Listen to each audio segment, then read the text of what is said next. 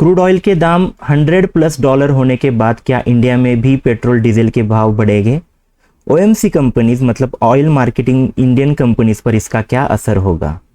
और आपके पास अगर इन कंपनीज के शेयर है तो आपको क्या करना चाहिए? देखेंगे, पूरा जानेंगे आज के इस वीडियो में। वीडियो काफ़ी इंपॉर्टेंट है, इसे अंत तक ज़रूर देखें, काफ़ी कुछ आपको इसमें सीखने को मिलेगा। तो चलिए वीडियो शुरू करते हैं। दोस्तों, मैं विजय निफ्टी वाला के इस वीडियो में आप सभी का स्वागत करता हूं। पहले देख लेते हैं ओवरव्यू, इशू एक्चुअल में क्या है, देख लीजिए। पहली चीज, जो यूएस ईरान के टॉक्स थे, बातचीत चल रही थी, नेगोशिएशंस चल रहे थे, वो फेल हो चुके हैं, वो थम चुके हैं।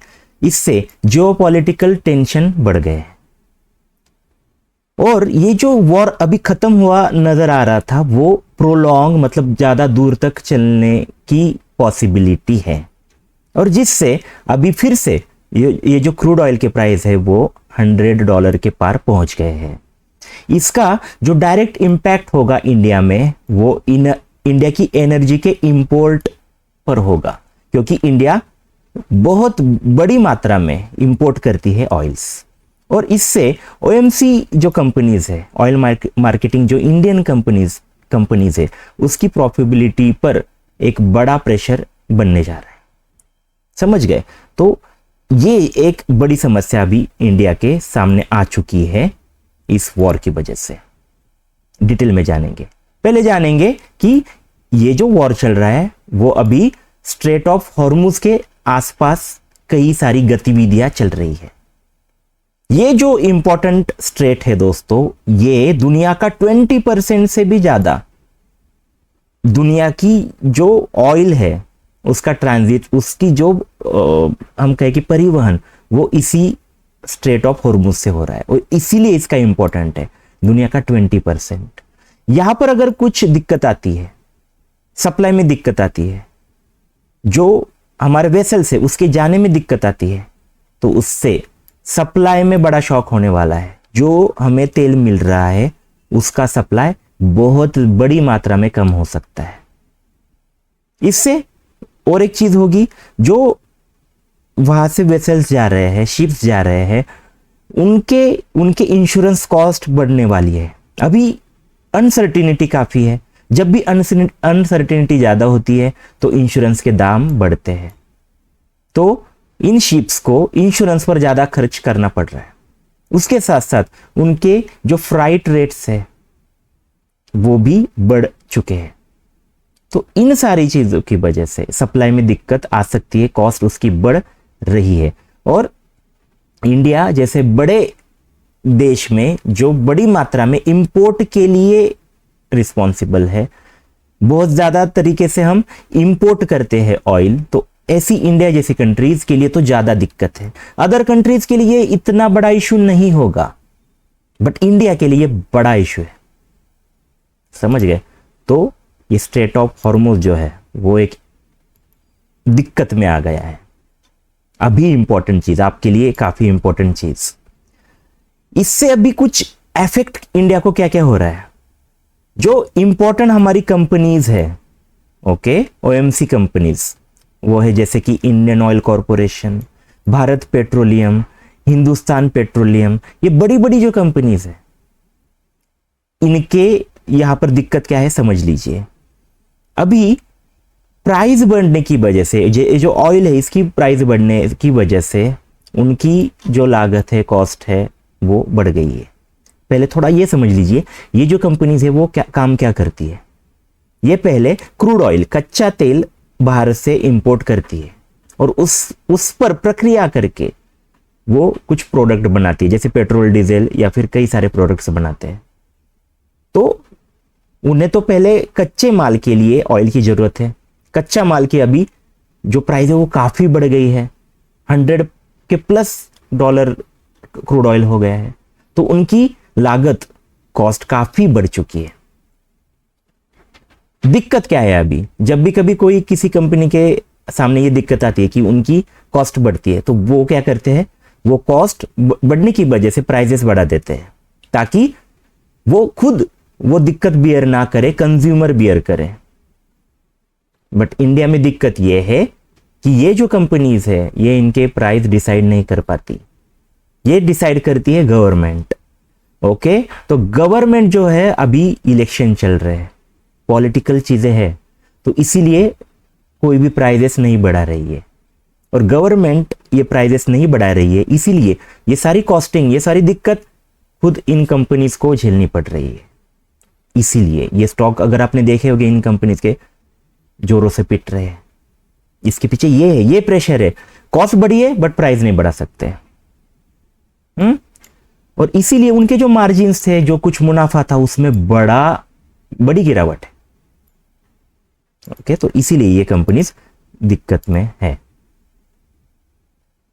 जैसे कि अगर हम इसका ये देखें कि ये कितनी बड़ी प्रेशर है इन पर, अभी जो चल रहा है उस हिसाब से उन्हें दोस्तों हर मतलब लीटर पर 24 रुपीज का नुकसान है।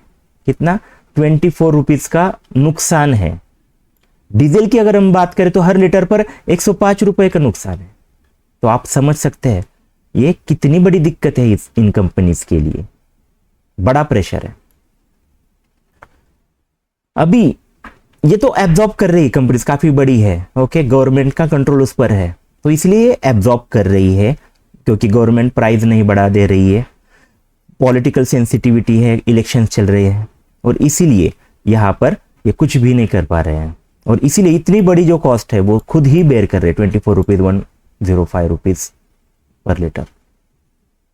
और इसीलिए इनकी प्रॉफिटेबिलिटी में दिक्कत आ सकती है। इनके जो रिजल्ट्स हो गए दोस्तों, देख लीजिए आप, इस क्वार्टर में काफी बुरे हो सकते हैं।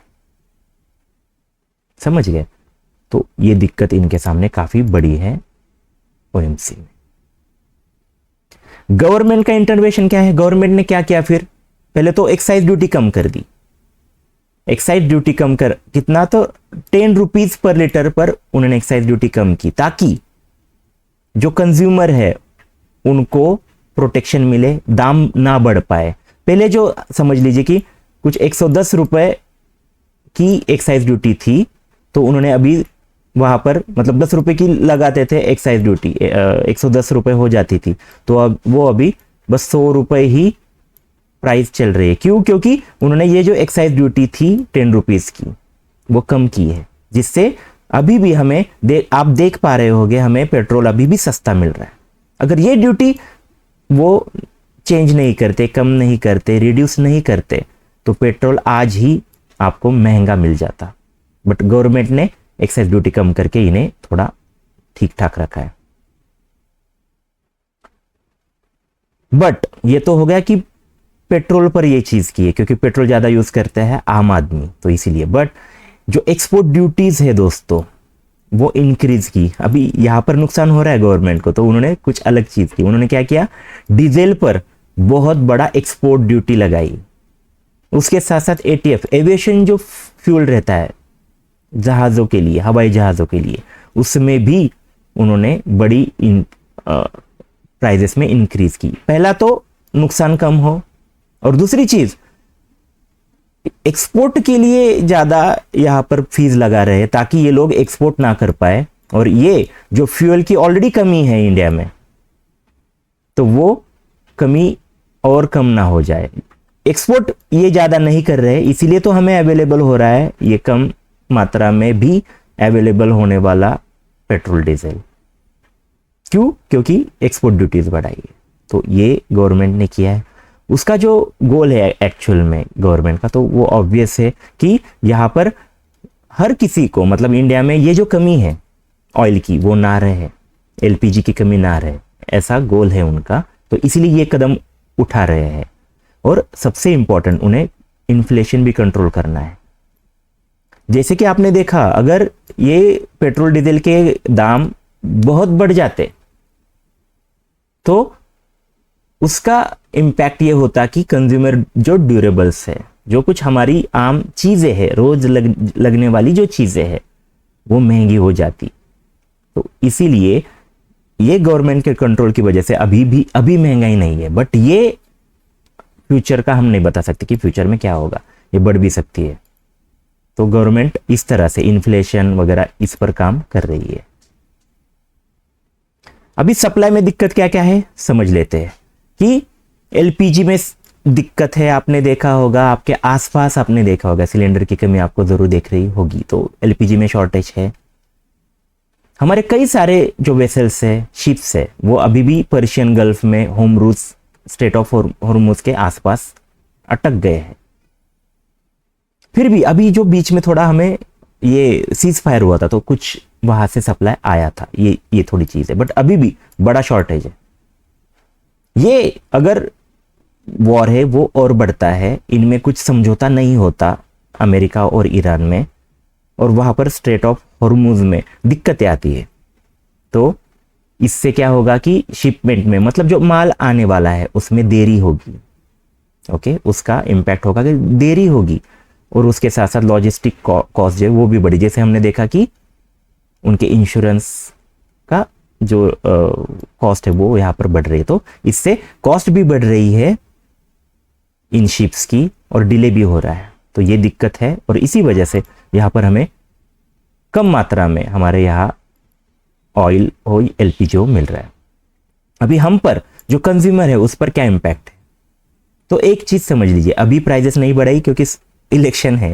ओके, इलेक्शन है, पॉलिटिकल चीजें इसमें है, और उसके साथ साथ गवर्नमेंट ने अभी कंपनीज पर वो प्रेशर कर रहे हैं कि आप थोड़ा ये सहन करें, आप थोड़ा रुक जाइए, बट ये ज्यादा देर नहीं होने वाला। पॉसिबली न्यू ईयर फ्यूचर में जल्दी ही प्राइस बढ़ सकते हैं, ये जरूर ध्यान में रखिए। एलपीजी की शॉर्टेज जो है दोस्तों, अभी तो ठीक ठाक था, सीज फायर के बाद अभी बढ़ सकती है, शॉर्टेज हो सकता है एलपीजी का। ट्रांसपोर्टेशन चार्जेस बढ़ सकते हैं क्योंकि ऑयल के प्राइसेस बढ़ने के चांसेस है पेट्रोल डीजल महंगा होने के बाद, तो आम आदमी के लिए ट्रांसपोर्टेशन के लिए भी आपके खर्चे बढ़ सकते हैं।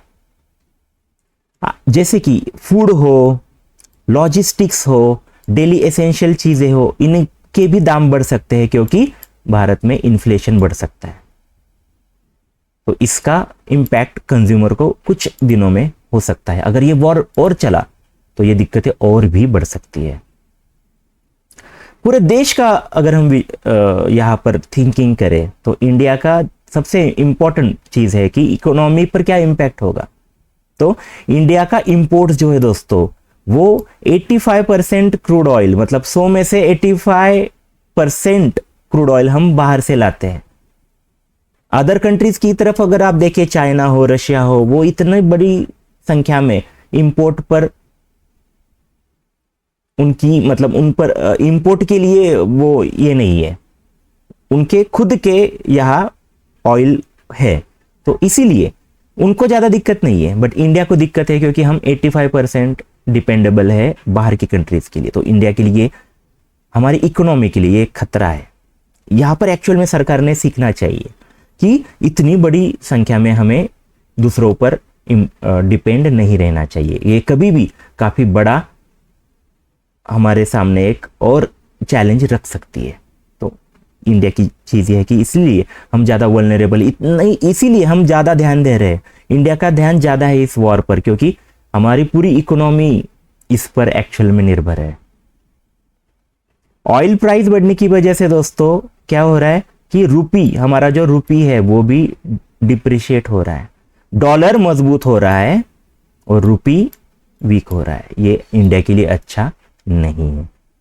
इंडिया का जो फिस्कल डेफिसिट है, मतलब जितना हम एक्सपोर्ट करते हैं उससे और इंपोर्ट करते हैं, इसका जो कुछ इन दोनों में जो अलग चीज है, तो हम अभी इंपोर्ट ज्यादा कर रहे हैं और एक्सपोर्ट कम कर रहे हैं। इंपोर्ट क्यों ज्यादा हो रहा है? क्योंकि हमारी कॉस्ट बढ़ गई है। तो इसलिए जो एफडी, फिस्कल डेफिसिट, काफी इंपॉर्टेंट रहता है हर किसी गवर्नमेंट के लिए, तो वो बढ़ सकता है और उससे काफी बड़ी दिक्कत इंडिया के सामने आ सकती है। इंपॉर्टेंट चीज, अभी जो सेक्टर्स है आपके लिए, एक इन्वेस्टर के लिए, ट्रेडर के लिए इंपॉर्टेंट चीज समझ लीजिए कि इसका इंपैक्ट कौन कौन से सेक्टर पर होगा। पहले तो एविएशन पर, क्योंकि इनके दाम काफी बड़े हैं और हमने देखा भी कि इनके फ्यूल की प्राइसेस सरकार ने बढ़ाई है, तो एविएशन जो सेक्टर है वो इफेक्ट हो सकता है। उसके साथ ऑब्वियस चीज है लॉजिस्टिक्स, जो परिवहन है उसमें भी दिक्कत आएगी क्योंकि ऑयल प्राइसेस बढ़ रहे हैं। मैन्युफैक्चरिंग में भी दिक्कत आ सकती है। क्यों? क्योंकि कई सारे ऐसी हम देखें कि कई सारी ऐसी कंपनीज है जो इंपोर्ट पर डिपेंडेबल है, तो उनके मैन्युफैक्चरिंग में दिक्कत आएगी। ओके, और उनका मुनाफा भी कम हो सकता है। तो ये जो सेक्टर्स है इन पर काफी बड़ा नुकसान इंडिया को झेलने को पड़ सकता है। तो इसीलिए इंडियन स्टॉक मार्केट में आप बड़ी वॉलेटिलिटी अभी फिलहाल देख सकते हैं। मतलब कुछ दिन मार्केट एकदम ऊपर जाएगा, कुछ दिन नीचे, और बड़ी मात्रा में 2-3% के अप एंड डाउन आपको देखने को मिल सकते हैं। तो थोड़ा एक राय है हमारी कि आप अगर नए हो, बिगिनर हो, तो थोड़ा मार्केट से अभी दूर ही रहिए। आपके लिए ये अच्छा मार्केट अभी फिलहाल तो नहीं है। ओके, तो ये चीज थोड़ा आप जरूर समझ लीजिए। एक्सपर्ट जो है वो कह रहे हैं कि अभी क्या होगा। एक्सपर्ट जो है, एनालिस्ट है, वो कह रहे हैं कि राइजिंग क्रूड प्राइसेस बढ़ रही है, इससे इमीडिएट मार्जिन पर प्रेशर आ रहा है। जैसे कि ऑलरेडी हमने देखा ओएमसी कंपनीज को अभी इमीडिएट मार्जिन प्रेशर आ रहा है, मतलब जितना उन्हें फायदा मिल रहा था वो काफी कम हो चुका है, उल्टा नुकसान में है। क्यों? क्योंकि ऑयल की प्राइसेस बढ़ रही है। और ओएमसी जो कंपनीज हमने देखी, ओके, इंडियन ऑयल, एचपीसीएल वाली, ये अभी तो ये लॉस उठा रही है खुद, बट बाद में ये ज्यादा दिन सस्टेन नहीं कर पाएगी। अगर ये वॉर ज्यादा चला, हॉर्मुज का जो दिक्कत है वो और चली, तो फिर ये सस्टेन नहीं कर पाएंगे, फिर यहाँ उनको दाम बढ़ाने ही पड़ेंगे और उससे फिर पूरी इकोनॉमी पर दिक्कत आएगी। फ्यूल प्राइसेस भी है वो अभी पूरे डिपेंड है इस कॉन्फ्लिक्ट पर, किस तरह से यहाँ ये सारी वॉर चलती है। ओके, अगर कॉन्फ्लिक्ट कंटिन्यू होता है तो प्राइसेस जरूर बढ़ सकते हैं। और गवर्नमेंट जो है सपोर्ट है दोस्तों, वो यहाँ कितने दिन गवर्नमेंट सपोर्ट करेगी, वो भी, उसका भी एक लिमिट है, उसके बाद वो सपोर्ट नहीं कर पाएगी, वो रिड्यूस हो सकता है गवर्नमेंट का सपोर्ट, और सप्लाई में भी दिक्कत आ सकती है। तो ये अभी शॉर्ट टर्म के लिए क्लियर, मतलब कोई भी एक्सपर्ट हो वो आपको यही चीजें सारी बताएगा। रिस्क की अगर हम बात करें तो अभी रिस्क क्या है कि ये वॉर अगर ज्यादा देर चलता है, बड़ी रिस्क है। हॉर्मुज बंद हो जाता है, स्ट्रेट आउट हॉर्मुज, बड़ी दिक्कत है, बड़ी रिस्क है। प्राइजेस क्रूड के ज्यादा बढ़ते, बड़ी रिस्क है आपके लिए। पॉलिसी अनसर्टेनिटी, मतलब टैक्स, सब्सिडी, इनमें अगर सरकार बड़ा बदलाव कुछ करती है तो उससे भी रिस्क है। करेंसी, हमारा रुपया और गिर सकता है, तो ये सारी रिस्क है। तो रिस्क बहुत बड़ी है, इसलिए मैंने कहा जो बिगिनर हो दूर रहो। क्यों? क्योंकि रिस्क बहुत बड़ी है, रिवॉर्ड छोटा हो सकता है। ऐसे मार्केट में मत रहिए, बेटर है थोड़ा वेट कीजिए। ये जो प्रॉब्लम है वो सॉल्व होगी कुछ दिनों में, कुछ महीनों में। थोड़ा वेट कीजिए, पेशेंस रखिए। कंक्लूजन की अगर हम बात करें, लास्ट में देखें तो कंक्लूजन समझ लीजिए। ये पूरा जो हमने वीडियो बनाया उसमें कंक्लूड करेंगे, देखेंगे क्या क्या हमने चीजें सीखी।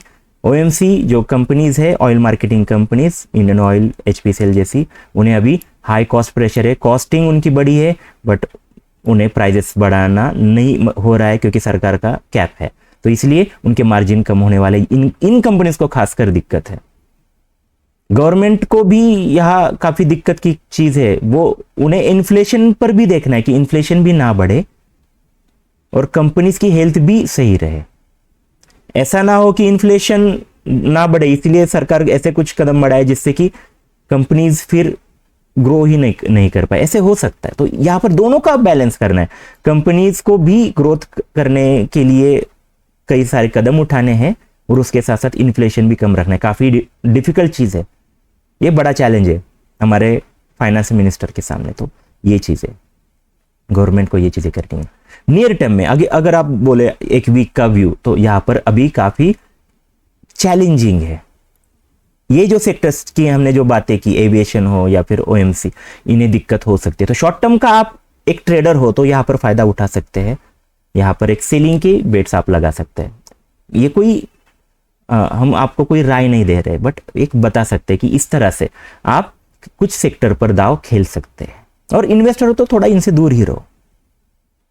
अभी पूरी जो मार्केट होगा वो चलेगा बस क्रूड ऑयल प्राइस पर, जियोपॉलिटिकल डेवलपमेंट पर, वॉर पर।